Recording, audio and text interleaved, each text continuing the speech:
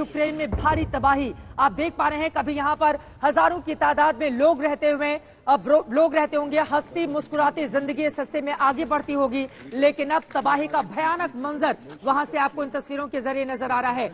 गौरव, इस वक्त गौरव सावंत मेरे सहयोगी कीव से हमारे साथ जुड़ चुके हैं। गौरव, हम तस्वीरें दिखा रहे हैं इरपिन की।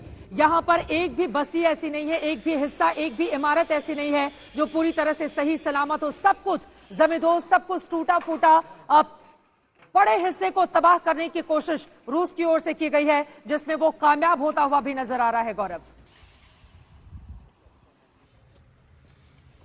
चित्रा, रूस इस समय एक रणनीति के तहत रौंदता हुआ चला आ रहा है पूर्व की तरफ से। जिस इलाके की आप जिक्र कर रही हैं, एक इवानकिव है, एक ज़ेप्रोजिया जिसका आप जिक्र कर रही हैं। ज़ेप्रोजिया एक बहुत महत्वपूर्ण शहर है। अब इसके बाद अब आएगा डेनिप्रो। जब आप पूर्व से बढ़ते हैं, मारियोपोल से बढ़ते हैं, तो ये ज़ेप्रोजिया एक बहुत स्ट्रैटेजिक लोकेशन है। यहां पर एक बहुत बड़ा मिलिट्री गैरिजन भी है, एक बांध भी है और स्ट्रैटेजिक डिफेंसेस भी है यूक्रेन के, और उनको रौंदता हुआ रूस अब आगे बढ़ रहा है, क्योंकि लक्ष्य रूस का बहुत सीधे तरीके से राजधानी कीव है। राजधानी कीव से कुछ घंटों की दूरी पर अब रह गई है रूस की सेना। अगर वो पूर्व की दिशा से बात करें, ज़ेप्रोजिया को ध्वस्त करते हुए, इवानकिव फिर एक बहुत महत्वपूर्ण फ्रंटलाइन डिफेंस है कीव की रक्षा के लिए, और वहां पर रूस की सेना अभी क्रूज मिसाइल से हमला कर रही है। यानी ये इस तरह की मिसाइलें हैं कि रूस से ही ये फायर हो रही हैं और बहुत स्ट्रेटेजिकली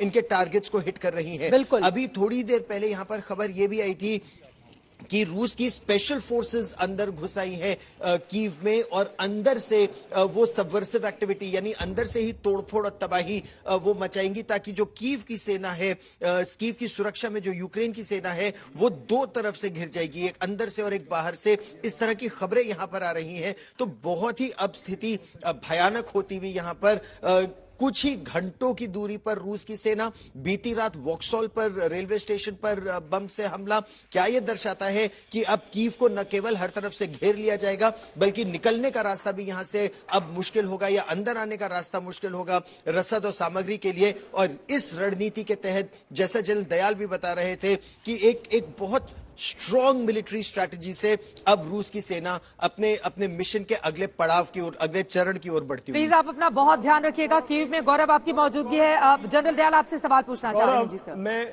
देखिए, पूरी स्ट्रैटेजी को अगर हम समझ पाएंगे तभी समझ पाएंगे। अगर आप कहीं से सोर्सेज से पूछें कि जो ये मिलिट्री ऑब्जेक्टिव्स जो है मिलिट्री ऑर्गेनाइजेशंस को दिए जाते हैं, आप पूरी बात समझते हो। देखिए, वेस्टर्न कमांड को एक ऑब्जेक्टिव दिया जाएगा, तो जो वेस्टर्न मिलिट्री डिस्ट्रिक्ट है रशिया का, और जो सदर्न मिलिट्री डिस्ट्रिक्ट है, और सेंट्रल मिलिट्री डिस्ट्रिक्ट से थोड़े ट्रूप्स, और सदर्न मिलिट्री डिस्ट्रिक्ट से मेरा अंदाजा है सिर्फ आर्मर्ड कॉलम्स लिए होंगे। तो किसी से पूछने की कोशिश कीजिए कि नॉर्थ से कौन सी आर्मी आ रही है।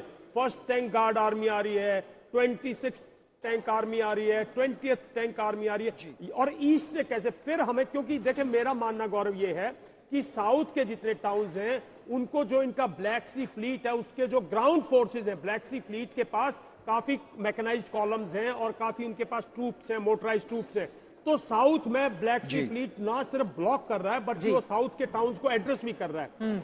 ईस्ट से एक सेना आ रही है जो कि डोनेट्स, लुहांस की तरफ से, और जैसे आप कह रहे हो बिल्कुल कि जो नेक्स्ट टारगेट जो है वो पल्टोवा और वो अपना नेपियर शहर हैं दोनों, क्योंकि वो बड़े हब हैं। इसका जवाब ले लीजिए। सेनाओं की आइडेंटिफिकेशन अगर आप करेंगे तो फिर हमारे लिए आसान हो जाएगा। आप इसमें पूछिए कौन से ट्रुप्स है, कौन सी आर्मीज है, किस तरफ से कौन से ट्रुप्स आ रहे हैं। गौरव जवाब दें। गौरव जवाब दें। जनरल साहब, आपने बिल्कुल सही कहा, और मैं आपको ये बताना चाहता हूं कि जो ग्राउंड फोर्सेस है ना, एक बहुत बड़े एम्फीबियस असॉल्ट की अब का इंतजार हो रहा है, क्योंकि आपने बिल्कुल सही कहा कि जो ब्लैक सी कोस्ट से और सी ऑफ अजोव से जो हमला हो रहा है, यानी समुद्र से जो हमला हो रहा है, वो केवल मिसाइलों का नहीं था, वो केवल ध्वस्त करने का नहीं था।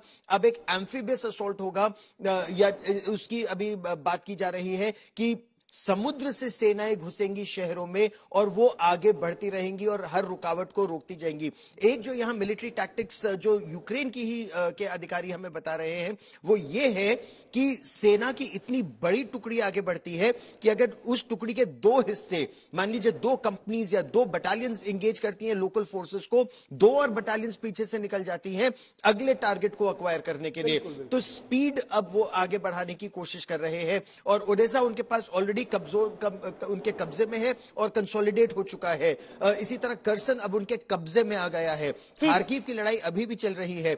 उत्तर से चेर्नोबिल से वो आगे बढ़ चुके हैं।